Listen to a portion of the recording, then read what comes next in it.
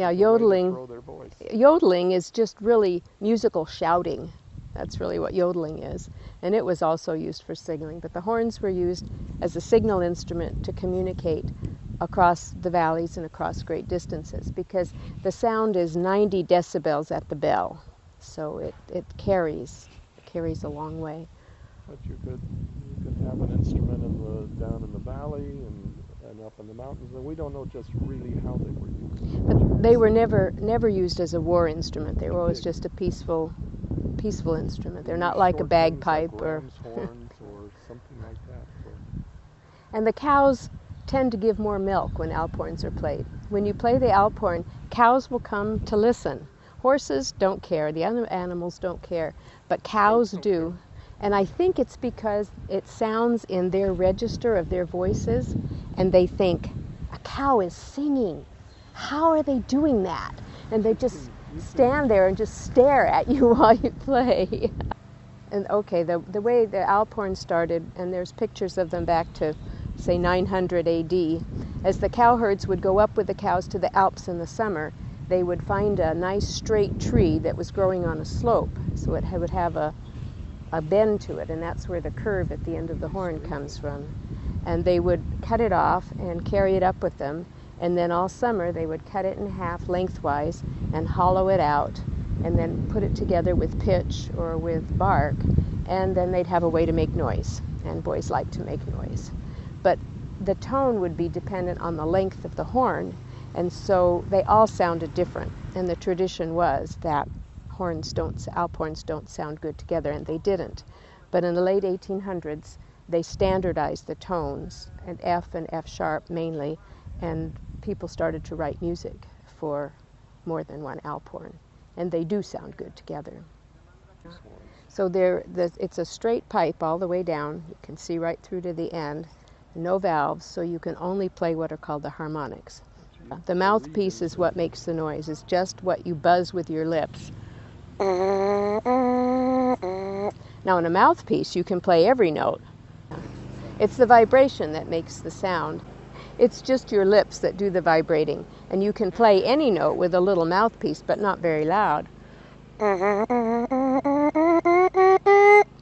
But once you put it into the horn, it's like an organ pipe, and it only resonates certain frequencies. So if you try to play a frequency that it doesn't have, it doesn't play. It just sounds really, really weird. It just blanks it out. So I can see if I can get the lowest note again. I didn't know that they would. I helped her. So that's the lowest note that it will play, and that is the lowest F on a piano keyboard. Then the next note it'll play will be a whole octave higher. So you just have.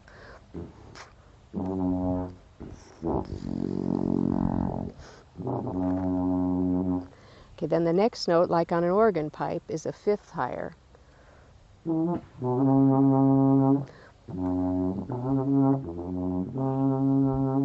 Then you can go by a fourth, the next interval. This all follows the laws of physics. Then the next is what we call a major third.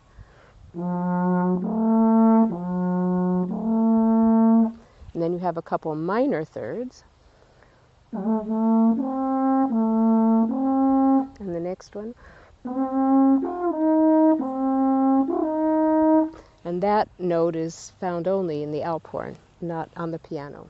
And then from there it starts to go stepwise.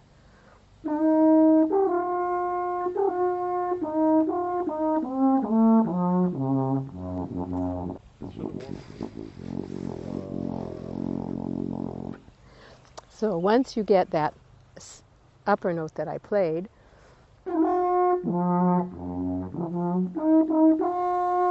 then it goes up stepwise from there.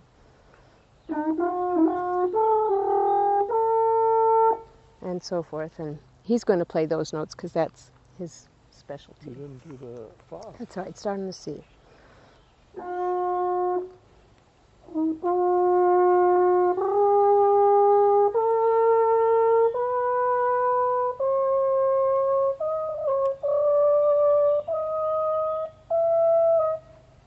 you can do it. If I can do the low one, you can do the high one. There's one more up there. It's the only instrument where what you play comes out 3 meters away from where you are. By the time you hear it's wrong, it's almost too late to fix it. The tighter and the more pressure, the higher the note. And the more loose and less pressure, the lower the note. But that very low note, it took me 6 months to get it. My son-in-law, who plays the trombone, Posana, I think, he found it. And I did not know that note was there. And so for the next 6 months, I worked on it. And so even now, it's sort of tricky.